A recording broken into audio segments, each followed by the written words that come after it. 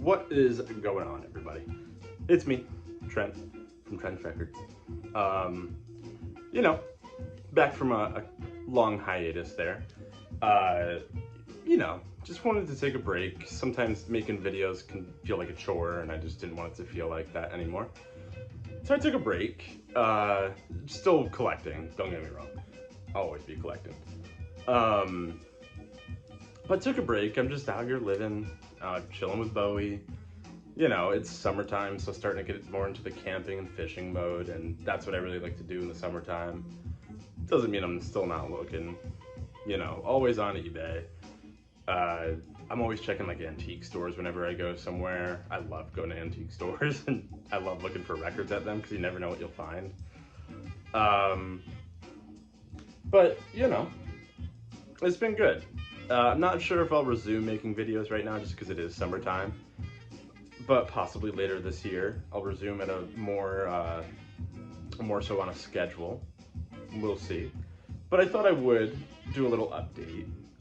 Some of the stuff that I have found this year, and so not all of it, but just I think I picked out maybe 12 records, some of my favorite finds from this year so far.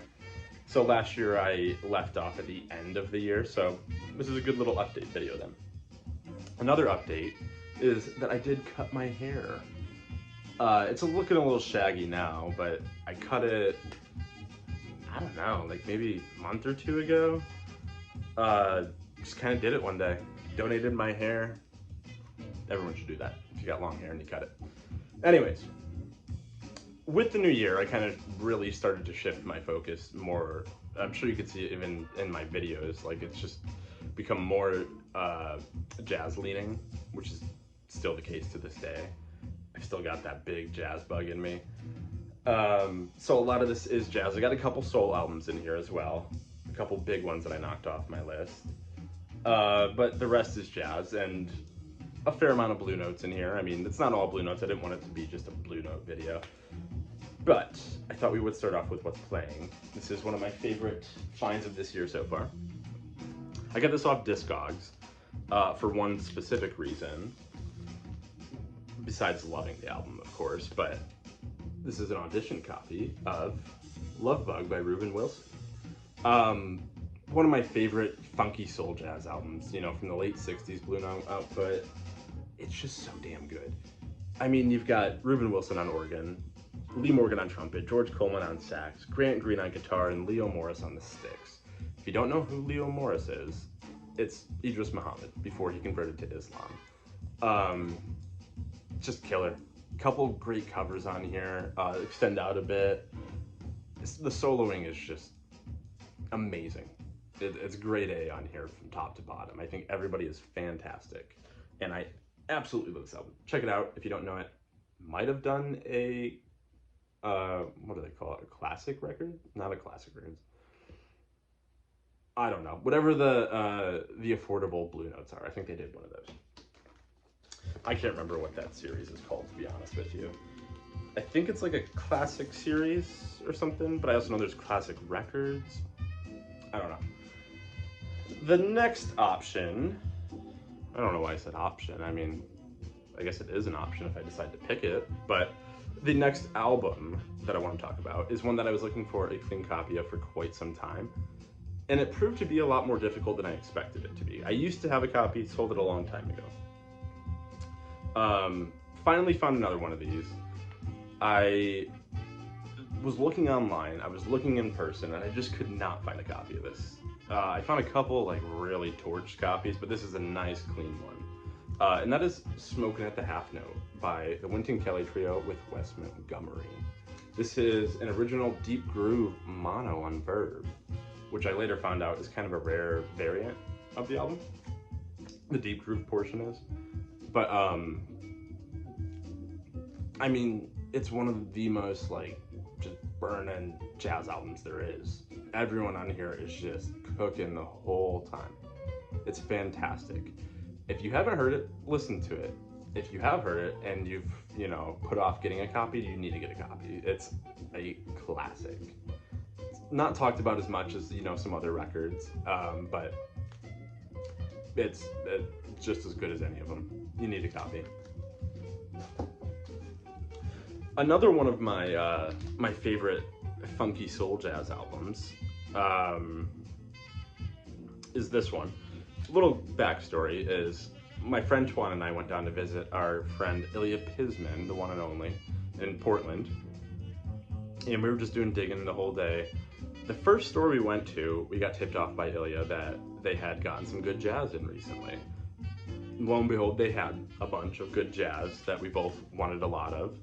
But he ended up pulling out a couple things from behind the counter that we both decided to pick up. I did not include that in here, but I did include this one because I want to talk about this one. I passed on this initially. My friend Twan went back the next weekend to Portland with his girlfriend, and he said that this was still here, and he grabbed it for me. That is The Grass is Greener by Martino El Hombre. This is a mono white label promo on Atlantic. This is a killer album too. This also has Grant Green on it, and it has John Patton on organ. Martino El Hombre is the drummer. He also put out another album that has Bobby Hutcherson on it on Atlantic. Another fantastic one. That one's more modally, I think, from what I can remember in my head. This is the more like funky soul jazz leaning album, but it is awesome. Fantastic playing from everybody. I know everybody says this a lot. It's kind of cliche at this point. If this was on Blue Note, it'd be worth a bunch of money. I think so. Maybe not a bunch of money, you know, it'd be a late 60s like soul jazz funky, kind of like the Love Bug, probably in the same realm. It's super good. Check it out. I wanted to talk about it because I love it so much. This next one I got off of eBay. It was an auction and I was the only person who bid on it. It's a fantastic album. I loved it even more like since I've gotten it. It is another jazz guitar album, and that is El Hombre by Pat Martino. It's an original on Prestige stereo pressing. I don't think there was a mono pressing, but fantastic album. This is Pat Martino's debut. He's so good on it. The whole band is full of people I don't know, but besides like Pat Martino and Trudy Pitts on organ, those are the only two I know. But man, this band is so like cohesive. It's got a little Latin influence to it. You can tell it's still based in like nice modal hard bop, but a little soul jazz to it too. It's a fantastic album. Not easy to come by, and I was stoked to get this for a really great price. It's a fantastic album. If you haven't listened to much Pat Martino, this is a great album to start with. This next one I got off of Instagram, actually. I had posted a story a long time ago asking if anybody had an extra copy for sale, because I was just digging it so hard at that time. And it's still amazing. And I'm still super stoked that I have an original of this. This is Katanga by Curtis Amy. This is an original stereo pressing on Pacific Jazz. You know, I didn't know about this till The Tone Poet came out. I don't think most of us knew about it. It's a fantastic album. I mean, it is a killer session. Even my girlfriend really loves this album, and she likes jazz. I mean, it's not that she doesn't, but she loves this album a lot, and I do too. I actually got to compare this to The Tone Poet at my friend's house. Certain tracks we like the original, certain tracks we like The Tone Poet. So if that tells you anything. I think for Native Land, I had to look at the title, I couldn't remember it off the top of my head. Native Land, we like the original better, but that Tone Poet was not far behind. I mean, sonically, it still sounds fantastic. We were just being nitpicky, you know? But super stoked to have this album. I mean, it is super good. It deserves all the praise it gets. This next one is my most recent of this stack. I just got this last week. Had to remember. I won this on an auction on eBay. I've been looking for a copy for a very long time. You know, I don't usually find them for good prices. I got this for a good price. And that is Members Don't Get Weary by Max Roach. This is an original mono promo.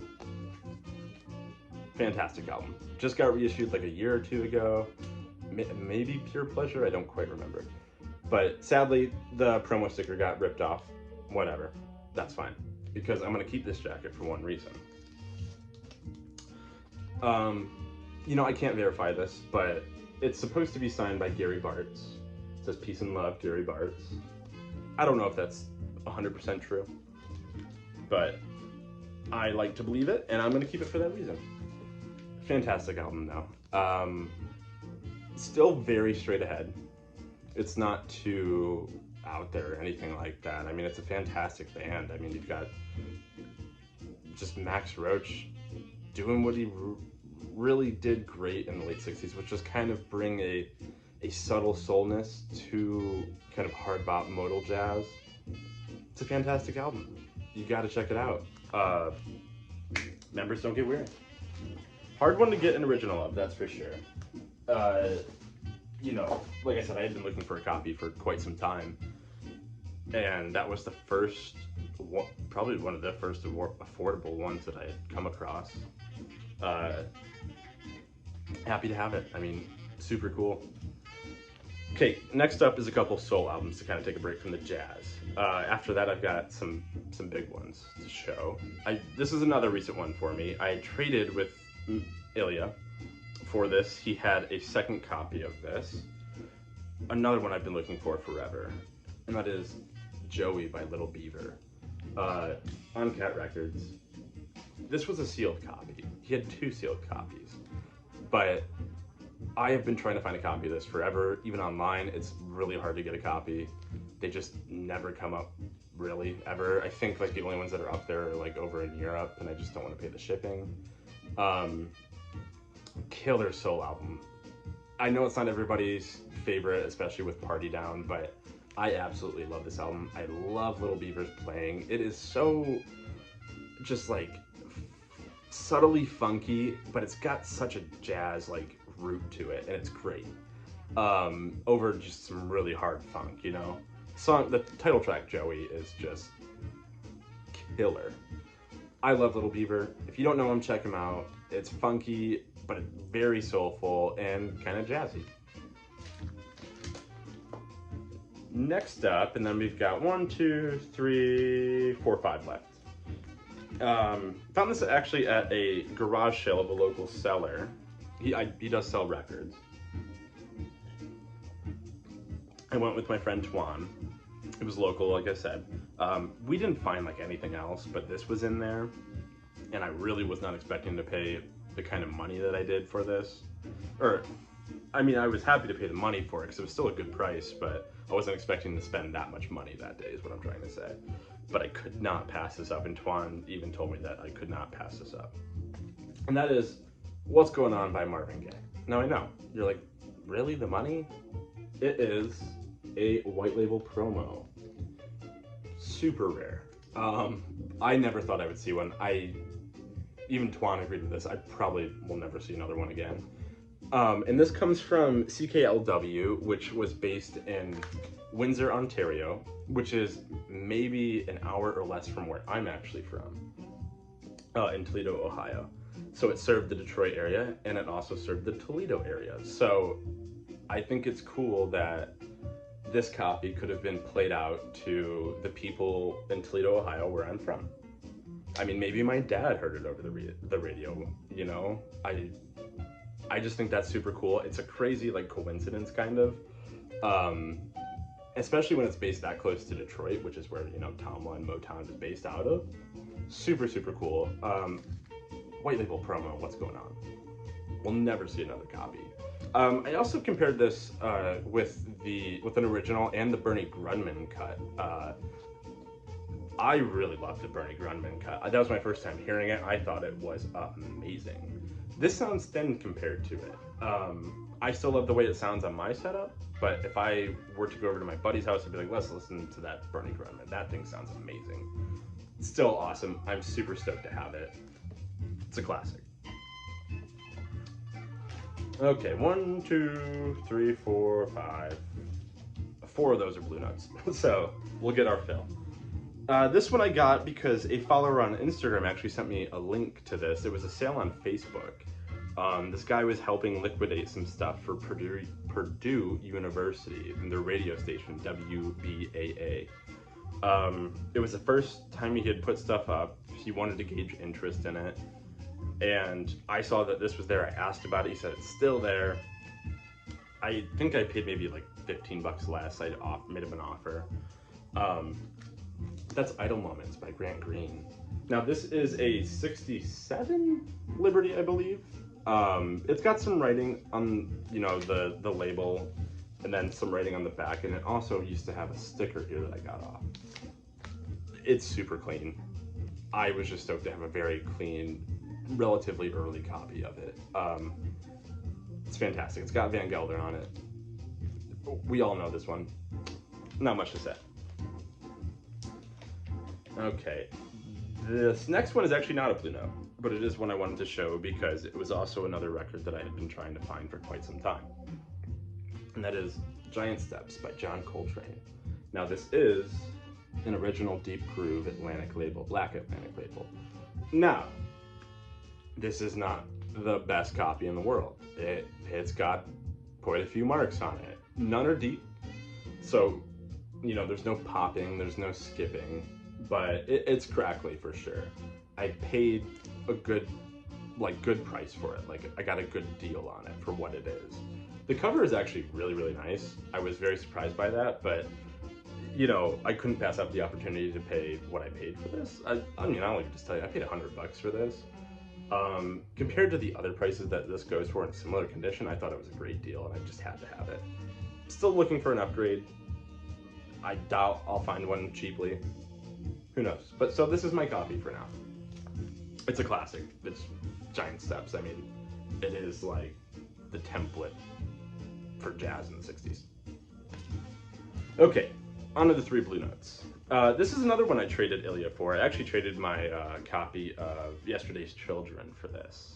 Like I said, I'm starting to really lean into the jazz this year. I still am. And this is just a hard one to find. And this is clean too. And I had to have it. And that is Evolution by Greshon Moncour III, who recently passed away. This is an original stereo pressing with the Plastilite P. It's really clean. It plays fantastic. I just couldn't pass up the opportunity to get it because it is quite a difficult album to get. It's great. It's fantastic. I mean, I think the star for me, there's 2. It's Tony Williams and Bobby Hutcherson. I will talk about this forever. And I didn't even talk about the Idle Moments because, you know, we all know Idle Moments, but Bobby Hutcherson always adds so much texture and so much layer to just everything he touches, whether he leads it or he's a sideman. I think he is a phenomenal musician. And it's, again, here, I mean, his playing, he just is so delicate when he needs to be, and he just hits the perfect notes when he needs to. This is no exception. Fantastic album. As I'm sure a lot of us know, it's great. Very stoked to have an original of that. I don't know how else I would have ever gotten one. They're quite expensive. Okay, last 2. This one I won on an eBay auction. It was listed as good, I believe. The vinyl was listed as good.